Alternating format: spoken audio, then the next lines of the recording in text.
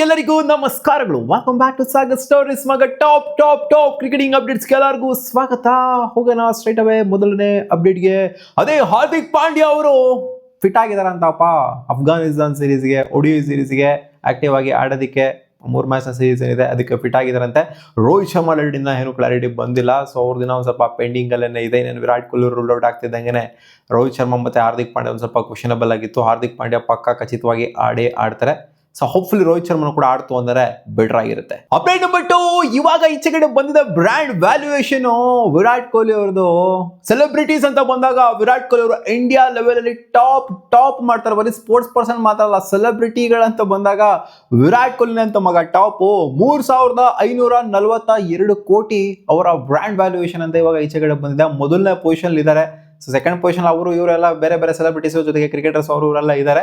But Virat Kohli ಅವರ brand valuation ಇನ್ನೂ ಕಮ್ಮಿ ಇರುತ್ತೆ ಅಂತ ಅನ್ಕೊಂಡಿದೆ. ಬಟ್ 3,542 ಕೋಟಿ ಅಂತೆ. It's huge. Update number 3, Ben Stokes position ಏನಿದೆ, ಕ್ಯಾಪ್ಟನ್ ಇಂಗ್ಲೆಂಡ್ ಟೀಮ್ದು ಟೆಸ್ಟ್ ಕ್ಯಾಪ್ಟನ್ ಆಗಿ ಅವರ ಪೊಸಿಷನ್ ಸಿಕ್ಕಾಪಟ್ಟೆ ಅಲ್ಲಾಡ್ತಾ ಇದೆ ಅಂತ ECB ಏನೋ ಇನ್ವೆಸ್ಟಿಗೇಷನ್ ಮಾಡೋದಕ್ಕೆ ಸಿದ್ಧರಾಗ್ತಿದಾರಂತೆ. ಇವಾಗ ಅಫಿಷಿಯಲ್ ಕನ್ಫರ್ಮೇಶನ್ ಬಂದಿದೆ.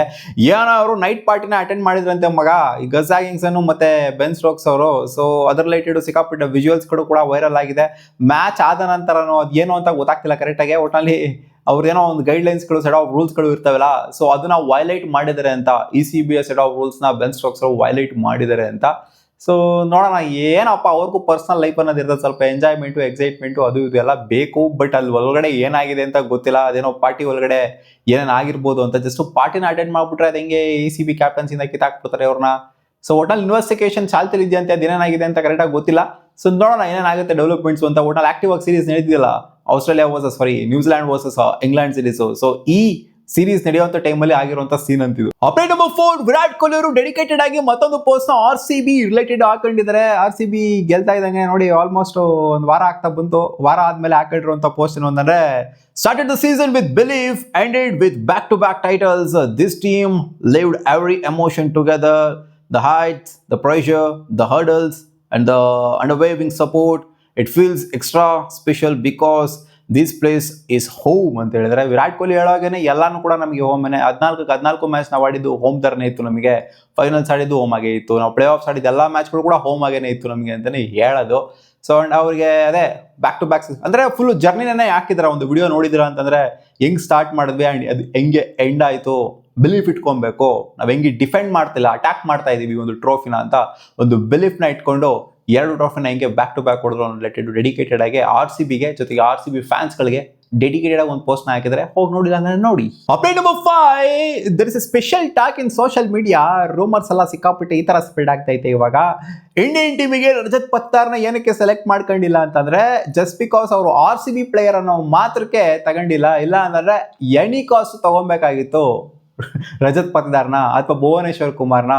ಸೊ ಇನ್ನ ಕೃಣಾಲ್ ಪಾಂಡ್ಯನ, ಸಖತ್ ಪ್ಲೇಯರ್ಸ್ಗಳು ಇದ್ದಾರೆ ಇಂಡಿಯಾಗೆ ರೆಪ್ರೆಸೆಂಟ್ ಮಾಡುವಂಥ ಪ್ಲೇಯರ್ಸ್ಗಳನ್ನು ಪ್ರೂವ್ ಮಾಡ್ಕೊಂಡಿರುವಂಥ ಪ್ಲೇಯರ್ಸ್ಗಳು. ಪರ್ಪಲ್ ಕ್ಯಾಪ್ ಪ್ಲೇಯರ್ಸ್ ಮೇಲ್ಗಡೆ ಬಂದಂಥ ಪ್ಲೇಯರ್ಸ್. ಒಬ್ಬ ಸ್ಪಿನ್ ಆಲ್ರೌಂಡರ್ ಅಂತ ಬಂದಾಗ ಕೃಣಾಲ್ ಪಾಂಡ್ಯ ಅಂತ ಸ್ಪಿನ್ ಆಲ್ರೌಂಡರ್ ಇಂಡಿಯಾದಲ್ಲೇ ಇಲ್ಲ. ಸೊ ಅಂಥವ್ರನ್ನ ಸೆಲೆಕ್ಟ್ ಮಾಡ್ತಾ ಇಲ್ಲ. ಅಂಡ್ ಭುವನೇಶ್ವರ್ ಕುಮಾರ್ನ ಸೆಲೆಕ್ಟ್ ಮಾಡ್ತಾ ಇಲ್ಲ. ಜೊತೆಗೆ ಇದು ಮೈನ್ ಆಗಿ 2 ಸಲ ಬ್ಯಾಕ್ ಟು ಬ್ಯಾಕ್ ಟ್ರೋಫೀಸ್ ಗೆಲ್ತದೆ, ಸುಮ್ಮನೆ ಅವ್ರನ್ನ ಸೆಲೆಕ್ಟ್ ಮಾಡಿಲ್ಲ. ಕ್ಯಾಪ್ಟನ್ ಆಗಬೇಡ, ಪ್ಲೇಯರ್ ಆಗು ಕೂಡ ಸೆಲೆಕ್ಟ್ ಮಾಡಿಲ್ಲ.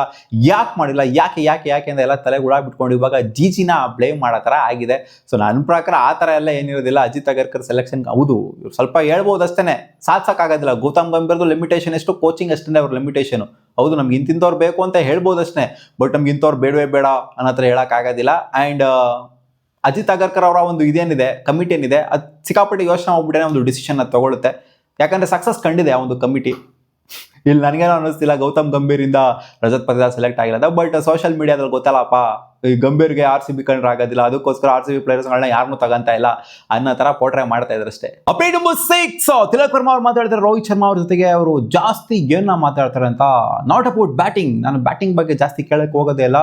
ನಾನು ಅವ್ರ ಜೊತೆ ಮಾತಾಡೋದು ಜಾಸ್ತಿ ಕ್ಯಾಪ್ಟನ್ಸಿ ಬಗ್ಗೆ. ಅಂದರೆ ತಿಲಕ್ ವರ್ಮಾಗೆ ಕ್ಯಾಪ್ಟನ್ಸಿ ಮಾಡಬೇಕು, ಇಂಡಿಯನ್ ಟೀಮ್ನೇ ಆಗಿರಲಿ ಮುಂಬೈ ಇಂಡಿಯನ್ಸ್ನೇ ಆಗಿರಲಿ ಸಿಕ್ಕಾಪಟ್ಟೆ ಆಸೆ ಅನ್ನೋದಿದೆ. ನನ್ನ ಎಕ್ಸ್ಪೆಕ್ಟೇಷನ್ ಪ್ರಕಾರ ಮುಂಬೈ ಇಂಡಿಯನ್ಸ್ಗೆ ತಿಲಕ್ ವರ್ಮಾ ಕ್ಯಾಪ್ಟನ್ಸಿನ ನಿಭಾಯಿಸ್ಬೋದು ನೆಕ್ಸ್ಟ್ ಸೀಸನ್ ಅಂತ ಮುಂಚೆನೇ ಹೇಳ್ಬಿಟ್ಟಿದ್ದೀನಿ. ಸೊ ಅವ್ರು ಹೇಳೋದೇನು ಅಂತಂದರೆ, ನನ್ನ ಕ್ಯಾಪ್ಟನ್ಸಿಯಲ್ಲಿ ಇವ್ರು ಪ್ರೆಷರ್ನ ಯಾವ ಥರ ಹ್ಯಾಂಡಲ್ ಮಾಡ್ತಾರೆ, ಜೊತೆಗೆ ಯಾವ ಸಿಚುವೇಶನ್ ಏನೇನು ಮಾಡಬೇಕು ಅನ್ನೋದು ನಾನು ಕೇಳಿಬಿಟ್ಟು ತಿಳ್ಕೊಳ್ತೀನಿ.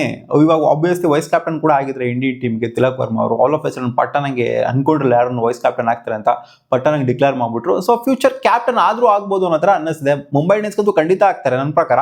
ಅಂಡ್ ಇಂಡಿಯನ್ ಟೀಮ್ಗೆ ಆದ್ರೂ ಆಗ್ಬೋದು ಫ್ಯೂಚರಲ್ಲಿ. ರಜತ್ ಪತ್ದಾರಲ್ಲಿ ಮರ್ತ್ಬಿಟ್ಟ ಅಂತ ಕೇಳಿದೆ. ಸೊ ವೈಸ್ ಕ್ಯಾಪ್ಟನ್ಸಿ ಕೊಟ್ಟಿದ್ರಲ್ಲಪ್ಪ ಅಲ್ಲಿ ರಜತ್ ಪತ್ದಾರ್ ಟೀಮಲ್ಲಿ, ಅದಕ್ಕೋಸ್ಕರ ಹೇಳ್ತಾ ಇದ್ದೀನಿ. ಸೊ ಇವರಿಂದ ಬೇಸಿಕಲಿ ಕಲ್ತ್ಕೊಳ್ಳೋದು ಜಾಸ್ತಿ ಏನು ಅಂದರೆ ರೋಹಿತ್ ಶರ್ಮಾ ಅವರಿಂದ ಕ್ಯಾಪ್ಟನ್ಸಿ ಅಂತ. ಯಾಕೆಂದ್ರೆ ಅಷ್ಟು ಸಕ್ಸಸ್ಫುಲ್ ಕ್ಯಾಪ್ಟನ್ ರೋಹಿತ್ ಶರ್ಮಾ ಇಂಡಿಯಾಗೆ. ಅಪ್ಡೇಟ್ ನಂಬರ್ 7 ವೈಸ್ ಕ್ಯಾಪ್ಟನ್ಸಿ ಬಗ್ಗೆ ಮಾತಾಡಿದ ತಿಲಕ್ ವರ್ಮಾ ಅವರು, when you see that V C vice captaincy in front of your name, it means there is more maturity coming into that senior category. Gautam sir always told me, whenever you lead India keep ಅಂದ್ರೆ ಇವರು India ಏನೋ lead ಮಾಡಿದ್ರು, keep this in mind that you have to do that for India also. ಅಂದರೆ India ಹೇಗೆ ನೀನು ಏನು ಮಾಡ್ದೋ ಅದನ್ನು ಇಂಡಿಯಾಗೂ ಕೂಡ ಮಾಡಬೇಕು ಅಂತ ಗೌತಮ್ ಗಂಭೀರ್ ಅವರು ಹೇಳಿದ್ರಂತೆ. ಬರೀ ಇಂಡಿಯಾಗೆ ಮಾತ್ರ ಮಾಡೋದಲ್ಲ, ಎಲ್ಲೆಲ್ಲಿ ಕ್ಯಾಪ್ಟನ್ಸಿ ನಿಭಾಯಿಸ್ತಾರೋ ಆ ಟೀಮ್ಗೆ ಖಂಡಿತ ಅವರು ಸ್ಪೆಷಲ್ ಆಗಿ ಇರಲೇಬೇಕಾಗುತ್ತೆ, ಕ್ಯಾಪ್ಟನ್ಸಿನ ನಿಭಾಯಿಸಲೇಬೇಕಾಗುತ್ತೆ, ಆ ಒಂದು ಮೆಚುರಿಟಿ ಇಟ್ಕೊಂಡೇ ಆಡಬೇಕಾಗುತ್ತೆ. ಲೋಕಲ್ ಟೀಮ್ನ ಕ್ಯಾಪ್ಟನ್ಸಿ ಮಾಡಿದ್ಕೊಂಡು ಇಂಡಿಯನ್ ಟೀಮ್ನ ಕ್ಯಾಪ್ಟನ್ಸಿ ಮಾಡಿದ್ಕು ಏನು ಡಿಫ್ರೆನ್ಸ್ ಏನು ಅಂಥ ಮಟ್ಟಿಗೆ ಇರೋದಿಲ್ಲ ಅಂದ್ರೂ ಎಲ್ಲ ಒಂಥರ ಅಲ್ಲಿ ಕೊಡೋವಂಥದ್ದು ಇಲ್ಲೂ ಕೊಡಬೇಕಾಗುತ್ತೆ. ಇದು ಬಿಡೋಗರು ಅಂತ ನೆಗ್ಲೆಕ್ಟ್ ಮಾಡೋಗಿಲ್ಲ. IPL ಕ್ಯಾಪ್ಟನ್ಸಿ ನೆಗ್ಲೆಕ್ಟ್ ಮಾಡತ್ರ, ಇಂಡಿಯನ್ ಟೀಮ್ ಕ್ಯಾಪ್ಟನ್ಸಿ ಏನೋ ಸ್ವಲ್ಪ ದೊಡ್ಡದಾಗಿ ಇದು ಮಾಡತ್ತರ, ಆ ಥರ ಏನಿಲ್ಲ. ಕ್ಯಾಪ್ಟನ್ಸಿ ಅನ್ನೋದು ಒಂದೇ. ಅಪ್ಡೇಟ್ ನಂಬರ್ 8 ನೆಕ್ಸ್ಟ್ ಸೀಸನ್ ಅವರು ಹೋಪ್ ಮಾಡ್ತಾ ಇದ್ದಾರೆ. ಅದೇ ಕೆವಿನ್ ಪೀಟರ್ಸನ್ ಅವರು IPL ಅಲ್ಲಿ ಈ ಚೇಂಜ್ ಆಗ್ಬೋದು ಅಂತ. IPL ಅಲ್ಲಿ ಚೇಂಜಸ್ಗಳು ಬರ್ಬೋದು ಅಂತ ನಂಗೆ ಅನ್ನಿಸಿದೆ. ಇಂಪ್ಯಾಕ್ಟ್ ಪ್ಲೇಯರ್ಗಳು ಈಚೆ ಕಡೆ ಹೋಗ್ಬೋದು ಆ್ಯಂಡ್ ಸ್ವಲ್ಪ ಮಟ್ಟಿಗೆ ಹಂಗೆ ಚೇಂಜಸ್ಗಳು ಆಗ್ಬೋದು ಅಂತ ಅನ್ನಿಸಿದೆ.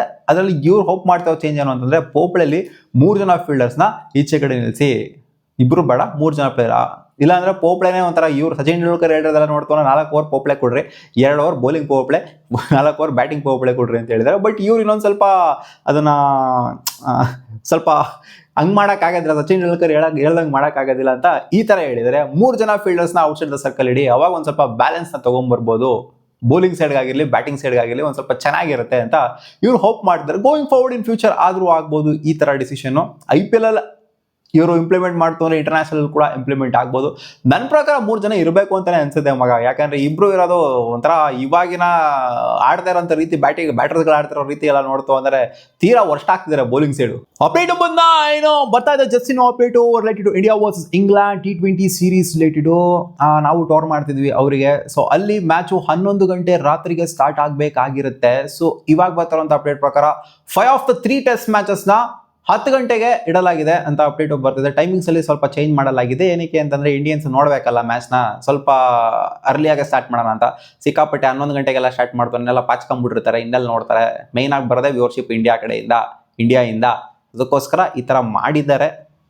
ನೋಡೋಣ ಅದು ಹೆಂಗೆ ಕ್ಯಾರಿ ಆಗುತ್ತೆ ಅಂತ. ರಾತ್ರಿ ಹೊತ್ತು ಯಾರಿಗೂ ನೋಡ್ತಾರೆ ಅಲ್ಲಿ. ಇವಾಗಿರುವಂಥ ಕ್ರೇಜ್ ನೋಡ್ತು ಅಂತಂದರೆ ಇವಾಗ ಸ್ಟಾರ್ಸ್ಗಳು ಬೇರೆ ಇಲ್ಲ ಅಲ್ಲಿ. ಥರ ಗೊತ್ತಿಲ್ಲ ಏನಾಗುತ್ತೋ ಫ್ಯೂಚರ್ ಕ್ರಿಕೆಟ್ದು ಅಂತ. ನೋಡೋಣ. ಅಪ್ಡೇಟ್ ನಂಬರ್ 10 ಶುಭ್ಮನ್ ಗಿಲ್ ಅವ್ರಿಗೆ ಬಿಲ್ಡಪ್ ಕೊಟ್ಟಿದ್ದಾರೆ. ಸುತಾರ್ ಅವರು 6 ವಿಕೆಟ್ನ ತೆಗೆದ್ರು, 7 ವಿಕೆಟ್ನ ತೆಗೆದ್ರು ಫಸ್ಟ್ನೇ ಮ್ಯಾಚಲ್ಲೇ. ಸೊ ಸಖತ್ ಕಾಂಟ್ರಿಬ್ಯೂಷನ್ ಇಂಡಿಯನ್ ಟೀಮಿಗೆ. ಮೊದಲನೇ ಡೆಬ್ಯೂ ಮ್ಯಾಚಲ್ಲಿ ಈ ಥರ ಒಂದು ಪರ್ಫಾರ್ಮೆನ್ಸು. ಶುಭ್ಮನ್ ಗಿಲ್ ಅವ್ರ ಬಗ್ಗೆ ಮಾತಾಡಿದ್ರೆ, ನಾವು ರೀಸೆಂಟಾಗಿ ಜೊತೆಗೆ ಆಡಿದ್ದೀವಲ್ಲ, ಶುಭ್ಮನ್ ಗಿಲ್ ಜೊತೆಗೆ ನಾನು ಆಡಿದ್ದೀನಿ. ಆದ್ದರಿಂದ ಶುಭ್ಮನ್ ಗಿಲ್ ಸಿಕ್ಕಾಪಟ್ಟೆ ಸಖತ್ತಾಗಿ ಗೊತ್ತು. ನನ್ನ ಒಂದು ಕೆಪಾಬಿಲಿಟಿ ಏನು, ಅಂಡರ್ಸ್ಟ್ಯಾಂಡಿಂಗ್ ಏನು, ಲೆವೆಲ್ ಆಫ್ ಥಿಂಕಿಂಗ್ ಏನು ಅಂತ ಗೊತ್ತು. ನನ್ನ ಕೆಪಾಬಿಲಿಟಿನ ಕರೆಕ್ಟಾಗಿ ಪರ್ಫೆಕ್ಟಾಗಿ ಯುಟಿಲೈಸ್ ಮಾಡಿಕೊಂಡ್ರು ನಮ್ಮ ಕ್ಯಾಪ್ಟನ್ನು ಅನ್ನೋ ಥರ ಅವ್ರಿಗೆ ಬಿಲ್ಡಪ್ ಕೊಟ್ಬಿಟ್ಟು ಎಲಿವೇಶನ್ ಕೊಟ್ಟಿದ್ದಾರೆ. ಆಬ್ವಿಯಸ್ಲಿ ಕ್ರೆಡಿಟ್ ಕೊಡಲೇಬೇಕು. ಒಬ್ಬ ಬೌಲರ್ನ ಒಂದು ಪರ್ಫೆಕ್ಟ್ ಟೈಮ್ಗೆ ತೊಗೊಂಬರೋದು ಕೂಡ ಒಳ್ಳೆ ಕ್ಯಾಪ್ಟನ್ಸಿ ಲೆಕ್ಕನೆ. ಬರೀ ಬೌಲರ್ ಬಂದ್ಬಿಟ್ಟು ವಿಕೆಟ್ ತೆಗೆದುಬಿಟ್ರು ಅಂತಲ್ಲ, ಆ ಪರ್ಫೆಕ್ಟ್ ಟೈಮಿಗೆ ತೊಗೊಂಬರೋದಿದೆಯಲ್ಲ, ಆ ಪ್ಲೇಯರ್ನ ಬೌಲಿಂಗ್ ಮಾಡೋದಕ್ಕೆ ಅದು ಪರ್ಫೆಕ್ಟು. ಸೊ ನೋಡೋಣ ಎಲ್ಲೋ ರೀಚ್ ಆಗ್ತಾರೆ ಸುತಾರ್ ಅಂತ. ಮತ್ತೆ ಸಿಗುವ ಮುಂದಿನ ವಿಡಿಯೋದಲ್ಲಿ. ಇದಿಷ್ಟು ಆಗಿದ್ದು ಟಾಪ್ ಕ್ರಿಕೆಟಿಂಗ್ ಅಪ್ಡೇಟ್ಸ್. ನಿಮಗೆ ವಿಡಿಯೋ ಸ್ವಲ್ಪ ಇಷ್ಟ ಆಗಿದೆ ಲೈಕ್ ಮಾಡಿ.